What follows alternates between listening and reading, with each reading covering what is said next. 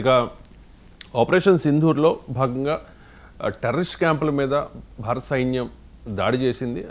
దాడిలో అంటే బహవల్పూర్లో ఉన్న టెర్రరిస్ట్ క్యాంప్ మీద దాడి చేసినప్పుడు జైషే మహమ్మద్ అగ్రనేత మసూద్ అజహర్ ఫ్యామిలీ, ఆ ఫ్యామిలీలో మొత్తం 14 మంది చనిపోయారు. ఆ ఫ్యామిలీ అంతా చిన్నాభిన్నమైందనే వార్తలు వచ్చాయి.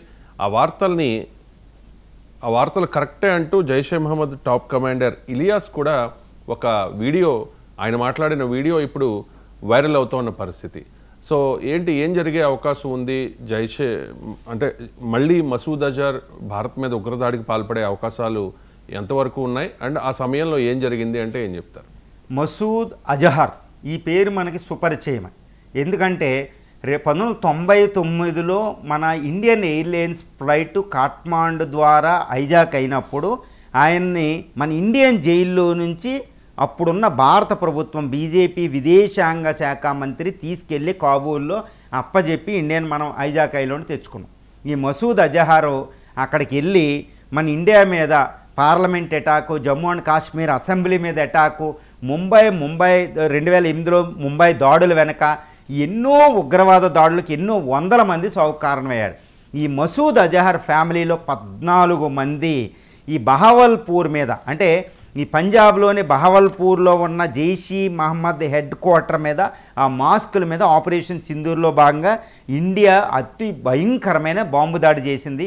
ఈ బాంబు దాడిలో 14 మంది జైషీ మహమ్మద్ ఫ్యామిలీ మెంబర్స్ ముక్కలయ్యారని తెలుస్తుంది. ఇటు టీయర్స్ అంటారు, అది ముక్కలు అయిపోయారంట, దారుణంగా మరణించడం జరిగింది. మొత్తం జైషీ మహమ్మద్ హెడ్ క్వార్టర్ కూడా పూర్తిగా సర్వనాశనం అయింది. అది శాటిలైట్ పిక్చర్ నుంచి మనకు తెలుస్తూ ఉందన్నమాట. ఇప్పుడు జైషీ మహమ్మద్ ఫ్యామిలీ అంతా చనిపోవడం జరిగింది. ఆయన భార్య, పిల్లలు, వాళ్ళ రిలేటివ్స్ అందరూ చనిపోయారు. ఇప్పుడు మసూద్ అజహర్ అక్కడ లేరు కాబట్టి తప్పించుకున్నారు.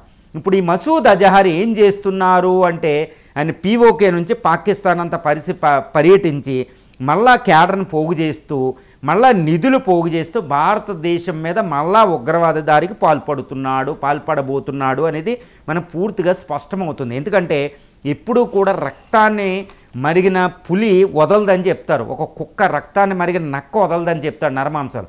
ఆయన ఎంత చేసినా వదలడు. ఇండియా ఎంత భయపెట్టినా ఆయన తన యొక్క రక్త పిపాసిని వదలడు. మసూద్ అజహర్ చచ్చే వరకు వదలడు అనేది మనకు సుస్పష్టంగా చెప్పవచ్చు. నేను చెప్తున్నాను, 1998 హైజాక్ తర్వాత 2001 పార్లమెంట్ మీద అటాకు, 2000 తర్వాత జమ్మూ అండ్ కాశ్మీర్ అసెంబ్లీ మీద అటాకు, తర్వాత 2008 ముంబై మీద దాడులు వెనక ఈ మసూద్ అజహర్ ఉన్నాడు.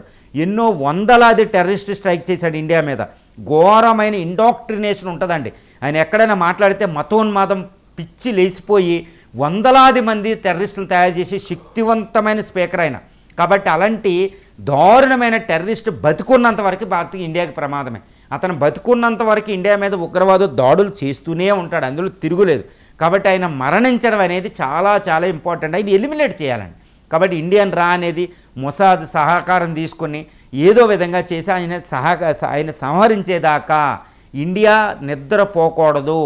ఎందుకంటే ఇండియన్ ఆర్మీ ఎంత ఉన్నా వాళ్ళలో టెర్రరిస్ట్ 4-5 ఎంతైనా ఉత్పాతాన్ని క్రియేట్ చేసుకోవాలి. అందువల్ల పుల్వామా వెనకాల కూడా ఇతను ఉన్నాడు, తర్వాత యూరీ స్ట్రైక్స్ వెనకాల కూడా ఇతను ఉన్నాడు, చాలా డేంజరస్ టెర్రరిస్ట్. కాబట్టి ఆయన ఇప్పుడు ఫండ్స్ పోగు చేసి టెర్రరిస్టులను పోగు చేసి మళ్ళీ ఇంకొక బిగ్ ప్లాన్లో ఉన్నాడనే తెలుస్తుంది. కాబట్టి ఆయన అంతాన్ని భారత ప్రభుత్వం చూడాలి. భారతదేశం చూసినప్పుడే మనకి ప్రశాంతంగా నిద్రపోగలుగుతాం.